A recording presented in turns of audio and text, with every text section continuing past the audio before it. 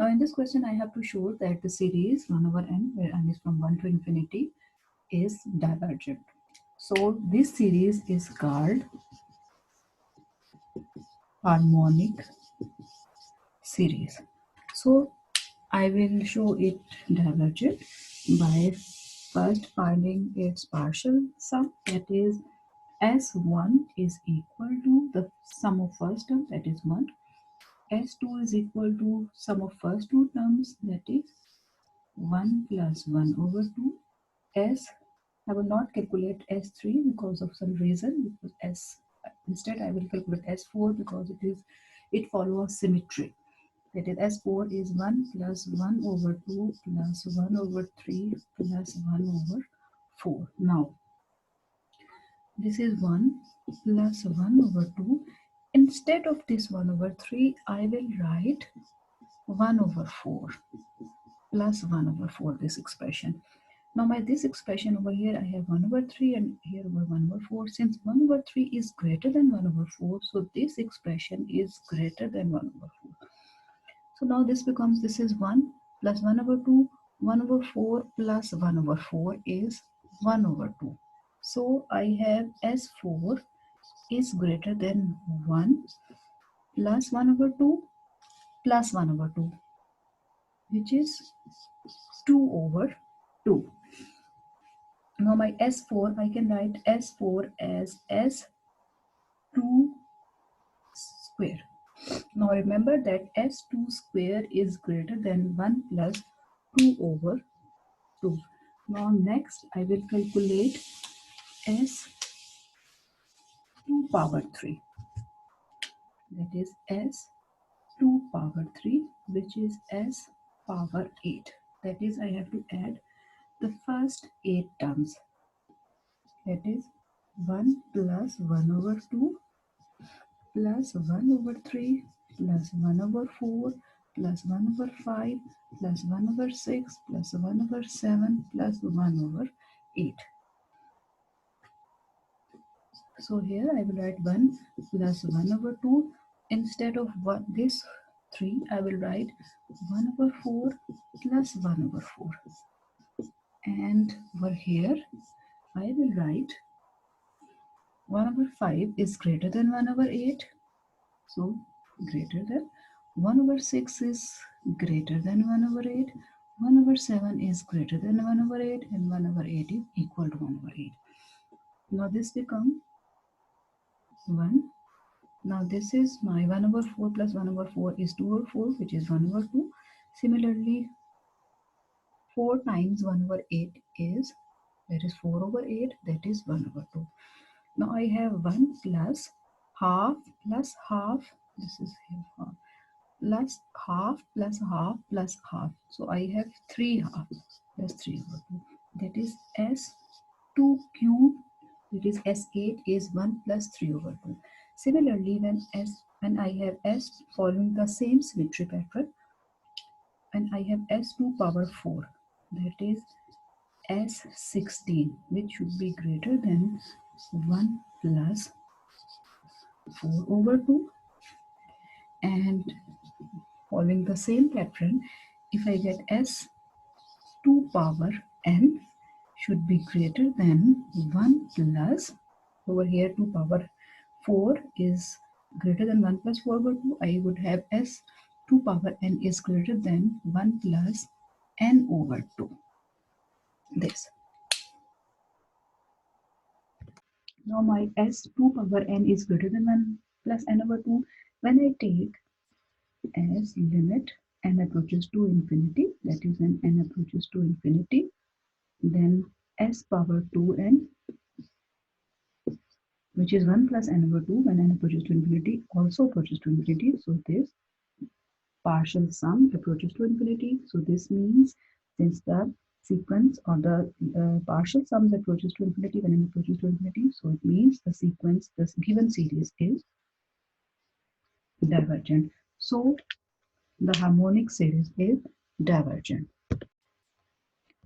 Now I have a theorem 5 which says that if the series is convergent, then limit of the term nth term is equal to 0.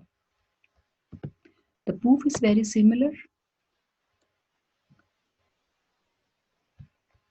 Very simple. That is, if the partial nth partial sum, that is the sum of first n term is, which is Sn, is a1 plus a2 plus an, then by an is basically Sn minus Sn minus 1. So since the series is convergent, so it means that this sequence, that is sequence of partial sum, is convergent and its limit is equal to S. That is, limit of Sn is equal to S.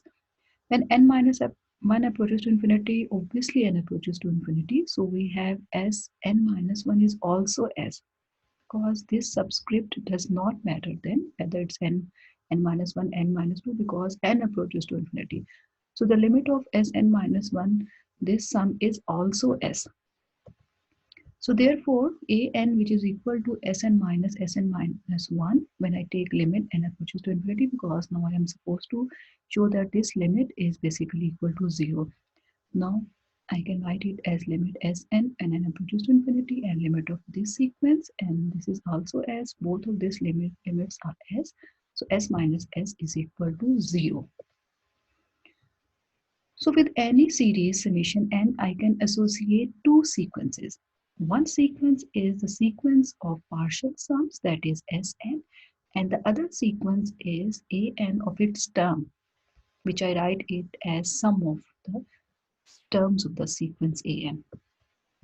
So if summation an is convergent, then it means the limit of the sequence Sn, that is sum of partial sums, is S, or the sum of the series is S, and the limit of the sequence an, as theorem 5 asserts, is 0.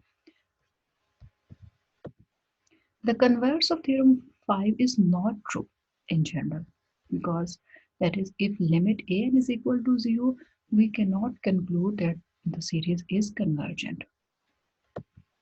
Now you can see, observe this from the harmonic series, which is a divergent series. That is, an is equal to 1 over n, and when n approaches to infinity, this nth term approaches to 0.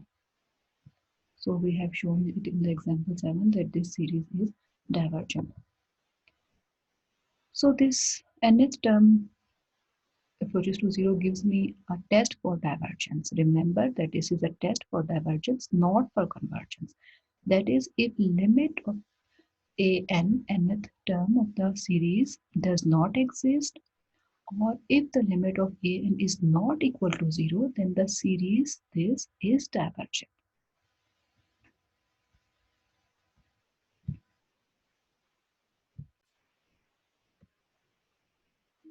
Now I have theorem 5, which says that if the series summation an is convergent, then limit an is equal to 0.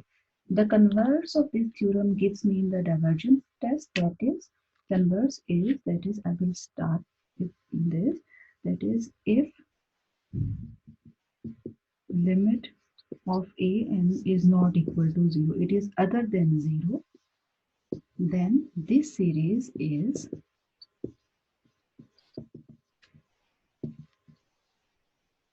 divergent. Then this series becomes, it is other than 0, that is, whether it is not equal to 0 or does not exist. Now let's see an example.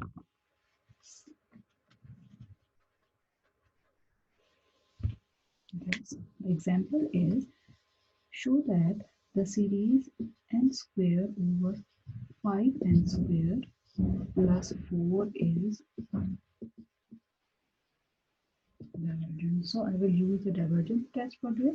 The divergence test is, I have to find the limit of this nth term, that is n square over 5n square plus 4 when n approaches to infinity.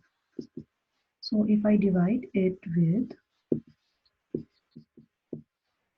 n square, 5 plus 4 over n square, I get 1 over 5 plus 4 over n square, which, so when I take the limit n approaches to infinity, this becomes 0. So I'm left with 1 over 5, which is not equal to 0. So since the limit of the nth term is not equal to 0, it means the series is divergent. So here you have to note one thing which is very important, that is, if somehow I come to this, that if limit of the nth term is equal to 0, this does not imply the series is convergent. We cannot say the series may converge or may not converge or diverge, but if it is not equal to 0, then the series is divergent.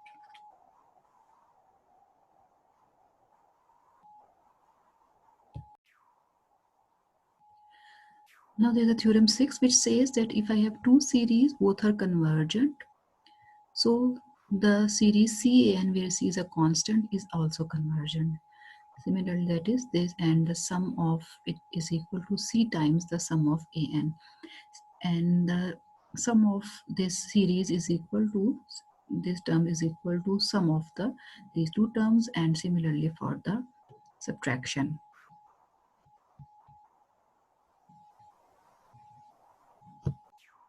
Now then in this question I have to find the sum of this series. So by using the theorem 6, I can write it as, I can take the constant out, 3 times this series 1 over n into n plus 1 plus summation 1 over 2n, and I can write 1 over 2n as 1 over 2 power n, this. Now I have found the sum of this series, which is 1, and this is my geometric series with a equal to 1 over 2 and r is also 1 over 2. Since r is less than 1, so this series is convergent, and sum of this series is equal to, s is equal to a over 1 minus r. So now it becomes 3 into 1 plus sum of this geometric series is s is equal to a over 1 minus r. A is 1 over 2, 1 minus r is 1 over 2.